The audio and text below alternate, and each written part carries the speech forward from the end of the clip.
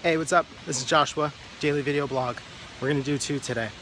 I was just thinking about this idea of friction in creative work and how, for me, it's really important to have as little friction as possible. So, for example, when my YouTube videos error out and they don't upload directly off my phone, it introduces friction. The friction screws things up because then I have to wait for Dropbox to sync, and I have to make sure my Dropbox syncing is working, and then I've got to upload to YouTube from my desktop, and then I have to write another description. I have to do all of these other steps, and I'm lazy and I like things to be easy. So when this happens, I lose some of my creative wherewithal for even doing the work. I thought of this again because I'm out here in the woods and I'm photographing these dense green landscapes that I like to shoot. And I was thinking about introducing a titling system or a catalog number for them. With my abstraction pictures, I've started introducing a catalog, and the first part of it is the date of the session that the thing was originally shot, and the second part of it is the date that it was edited and actually posted and what sequence it was in that day. So it's possible with these landscapes that I could have a catalog that is something like 0822-0822.5, because I think I posted 5 images already today. The problem is that later, if I dig back into the same group of photos, which I only edit in Instagram, then I have to go and find the corresponding photo in my library and figure out what day it was in order to catalog it, which isn't terrible, but then it makes me think like, oh, well, maybe I should be taking all these photos, putting them in folders on my computer, and then having them all there, which for another person is completely reasonable. For the way that I work, which requires impulse, discovery, and playfulness, and a lack of friction, that could potentially keep me from posting images on a daily basis, which to me is a value, and it's an important aspect of how I work. It's actually taken me a long time to realize how important a lack of friction is in the way that I work. Yesterday, I almost downloaded one of those apps that lets you tile photos. And as I was reading the instructions, I thought, too much friction.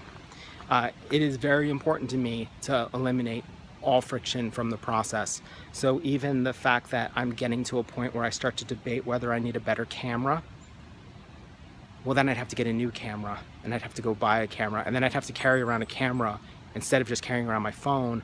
Friction. I don't want to do that. So one thing to look at, if you're a person who maybe struggles with procrastination, or you think you struggle with procrastination, is whether you have a friction problem. And can you find the thing that stops you from making, from publishing, from sharing, from creating, whatever part of it that has basically a pause button put on it? Can you find that, and can you get rid of it? So for me, it might come down to the labeling system will not work, because in order for it to work, I have to change the process. And if I change the process, that will introduce a level of friction that will get in the way of working. For other people, that is a non-issue, and they maybe have friction somewhere else, or maybe friction doesn't matter to them. But for me, it's a huge issue. I don't work where there's friction. It stops me, it de-incentivizes me from getting things done. I used to chalk this up to procrastination. I'm now just realizing that the way my creative process is, it is entirely about impulse and play. And when anything else has to get in the way of that, it potentially derails all my projects and screws them up. So, to recap, if you think you have a procrastination problem, maybe investigate whether you have a friction problem, and then either deprogram yourself to where the friction doesn't bother you, or eliminate the friction, even if that means you may have to eliminate a certain amount of quality from your work.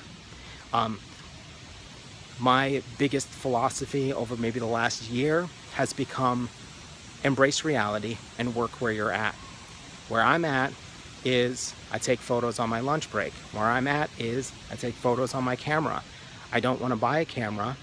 It would introduce a new problem. I'm positive that if I bought a camera, at least at this point in time, I would not venture out into this brush and take photos as often as I do now. That is an important thing for me to recognize, and that embracing that has made me massively more productive and more creatively gratified than I've ever been. Before, all my projects had friction. They required tools, they required space, they required ideas, they required other people, they required all of these things, all these levels of friction that ultimately don't jive with the particular way that I work. And so the important thing to do is to recognize that, because I'm not compromising or changing. So the answer then is kill every point of friction possible. All right, thanks a lot for watching.